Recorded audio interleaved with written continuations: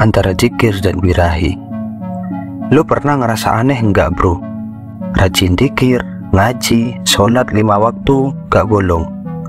Tapi begitu sendirian di kamar, lu kalah. Bukan sama setan, tapi sama diri lu sendiri. Lu udah hafal kalimat La ilaha illallah, tapi masih sering takluk sama godaan yang kecil, masih suka main di dunia gelap, masih jatuh dalam lingkaran syahwat. Dan akhirnya lu nanya dalam hati, kenapa sih gue bisa ngingat Allah tapi susah banget ninggalin dosa? Itu paradoks yang paling umum di era modern bro. Kita bisa dzikir di lidah tapi hati kita kotor. Kita bisa sebut nama Tuhan 1000 kali tapi tetap kalah sama nafsu yang satu itu. Masalahnya bukan di dzikirnya, masalahnya di cara lo mendekat. Lo dzikir buat tenang tapi bukan buat sadar. Lo ingat Allah tapi lo gak pernah benar-benar nundukkan ego lo. Jadinya dzikir cuma jadi rutinitas spiritual tapi gak pernah jadi senjata buat menundukkan birahi. Nafsu itu bukan musuh bro, dia cermin yang nunjukin bagian diri lo yang belum lo jinakkan. Ketika lo tergoda, itu bukan sekedar dosa yang muncul, itu refleksi bagian dalam diri lo yang belum disembuhkan. Lo bisa nutupin dengan ayat, lo bisa alihkan dengan dosa, tapi kalau lo gak melihat sumbernya, lo cuma nyapu debu tapi gak nutup jendela tempat debu itu masuk. Makanya banyak orang rajin ibadah tapi jiwanya tetap bergejolak, karena dia menenangkan nafsu bukan memahaminya. Lo tahu enggak kenapa zikir banyak yang gak ngaruh ke perilaku?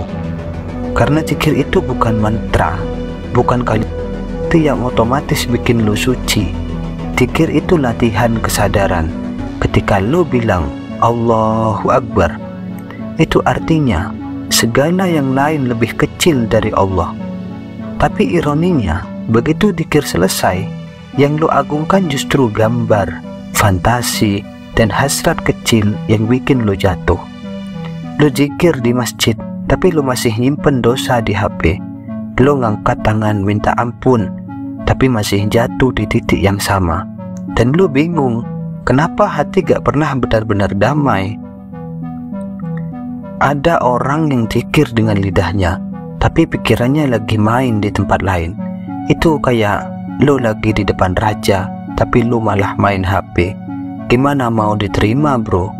Ketika lo zikir, tapi birahi gak terkendali, itu tandanya jiwa lo belum ikut sujud.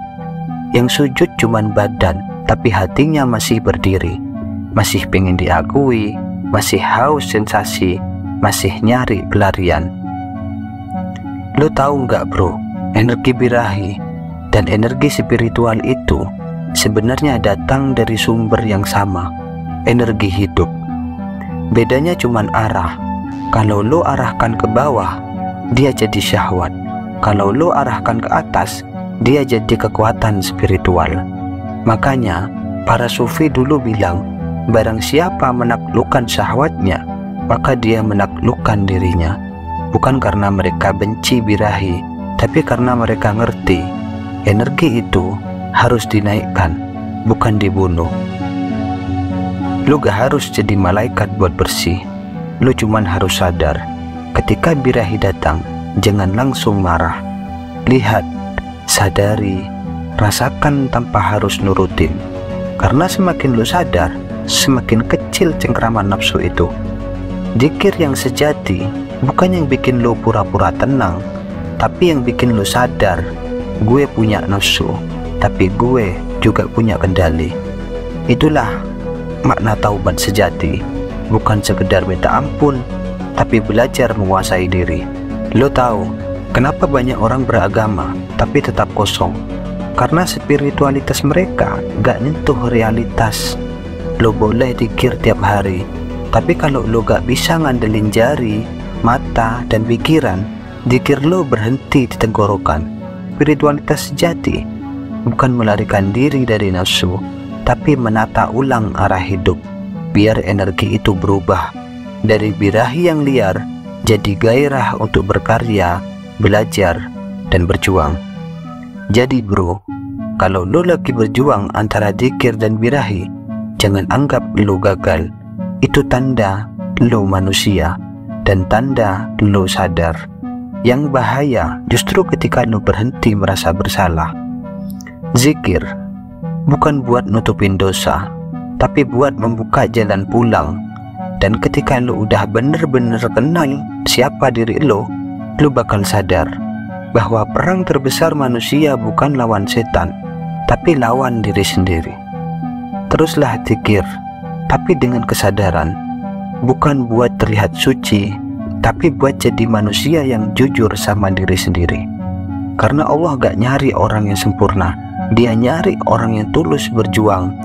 Dan kalau lo hari ini lagi jatuh, mungkin itu cara Tuhan ngasih lo pelajaran tentang kendali.